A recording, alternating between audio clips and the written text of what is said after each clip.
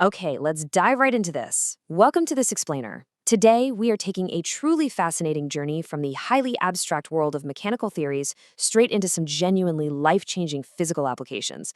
We're going to look at the literal gears turning behind the scenes of our world, and we'll discover how understanding those core mechanics can empower us to build incredible, world-altering things entirely from scratch.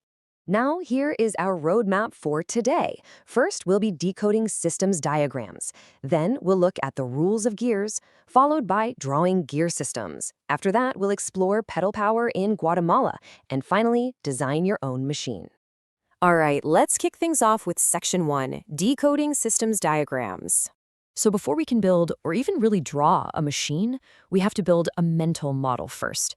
And that's where a systems diagram comes in. It's simply a graphic representation of a system, and it's always divided into three specific stages: an input, a process, and an output. It basically maps exactly how energy is changed to make a machine work. And what's so brilliant about this is that absolutely everything, from a billion-dollar spaceship down to a standard desk stapler, can be completely understood through this one simple three-part lens. Let's break those three stages down just a bit further. Step 1 is the input.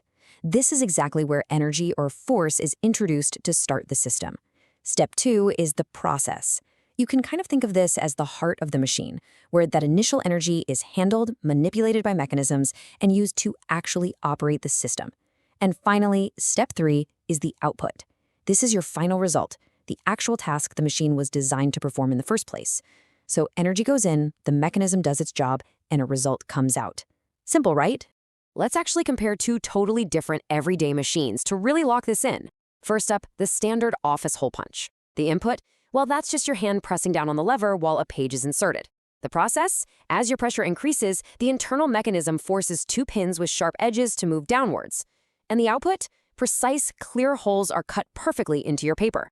Now, compare that to a bicycle. The input there is mechanical energy, a cyclist pushing down on the pedals. The process involves the pedal, crankshaft, turning a sprocket gear, which meshes with a chain, which then transfers that movement all the way back to turn the rear sprocket.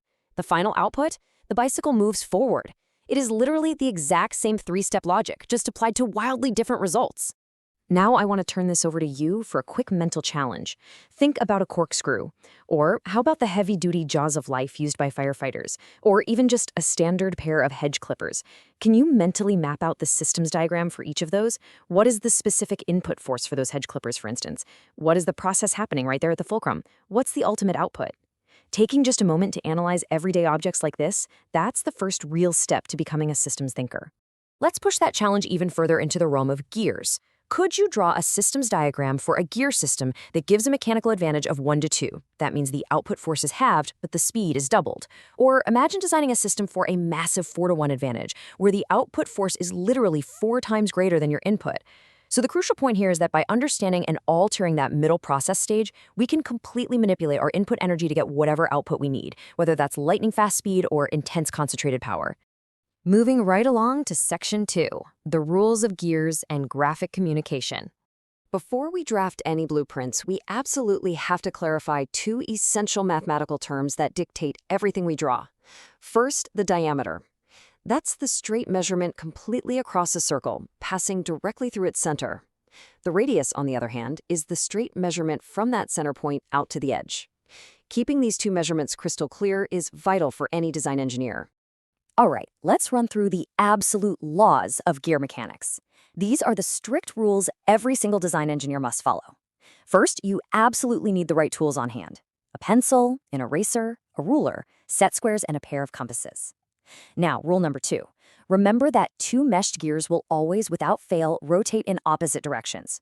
If you need them to rotate in the same direction, you have to insert what's called an idler gear between them. And this next one is a big one to remember. Idler gears do not affect the velocity ratio of the gear system. They strictly only change the direction of rotation. Finally, the gear with the most teeth in a train will always rotate the slowest. Memorize these laws because they literally form the foundation of our blueprints. Drawing every single tooth on a gear? Yeah, that takes way too long. So design engineers use a really clever system of overlapping circles to cleanly communicate their designs. Let's walk through drafting this. First, you'd use your compasses to draw a 50mm diameter circle, then a 40mm circle inside it, marking the center with a cross. Next, you draw a second gear meshing with the first by making sure their outer circles overlap slightly. Then you label everything, marking the driver and the driven gear, drawing your rotation arrows in opposite directions, and writing down the teeth count. You finish up by adding dimension lines, indicating the radius with an R and the diameter with a circle/symbol. It perfectly and efficiently communicates the mechanics. Now for the ultimate drafting test. Imagine you have a driver and a driven gear, both 60 millimeters in diameter with 45 teeth. You also have a smaller idler gear that is 30 millimeters with 20 teeth. Your task as an engineer is to accurately configure these for opposite rotation, then for faster rotation, and then for slower rotation. Finally, insert that 30 millimeter idler gear to make the driven gear rotate in the exact same direction as the driver. Mastering this puzzle, that proves you've completely nailed the graphic communication of mechanical systems. And that brings us to Section 3, pedal power in Guatemala. Let's see how this all builds into something incredible. Pedal power is a process by which the gear system of a regular bicycle is used to operate various machines without relying on electricity at all. And this brings us to an absolutely remarkable non-governmental organization established back in 1997 called Maya Pedal. They take donated bicycles and bike parts and completely convert them into simple, life-changing machines. It is the ultimate real-world application of the input-process-output model we started with. The locals call these machines bici máquinas, and their outputs are genuinely staggering.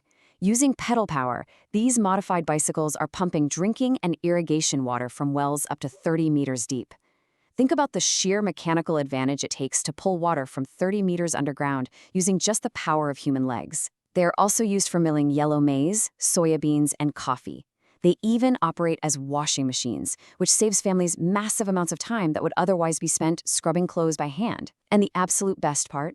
These systems are built entirely with locally available materials, they're incredibly easy to maintain, they provide healthy exercise, and they produce absolutely zero pollution. Their work is so impactful that in 2010, Maya Pedal was actually named a finalist for the prestigious Curry Stone Design Prize for Social Change. And one standout machine that perfectly illustrates their ingenuity is a pedal-powered kitchen blender. Local entrepreneurs use this specific bici máquina to blend aloe plants into organic shampoo. The sale of this shampoo then supports local families and directly funds a reforestation project. It is such a beautiful, self-sustaining example of our systems diagram.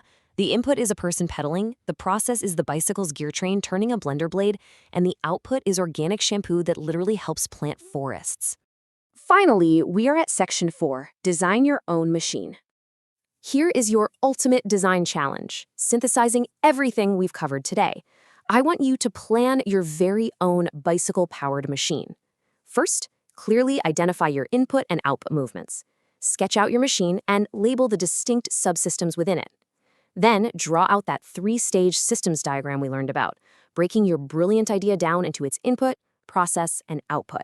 Finally, draft the precise gear train diagram using the compass techniques we discussed, making sure to design the system so that the driven gear rotates faster than the driven. So, I'm going to leave you with this final, totally provocative thought. If a discarded bicycle has the mechanical potential to pump water from 30 meters deep, save countless hours of manual labor, and literally fund the planting of a forest, what everyday problem will you solve when you finally understand the gears turning behind it? Grab your compass, grab your ruler, and start drafting your solution. Thanks for joining me on this explainer, and keep learning.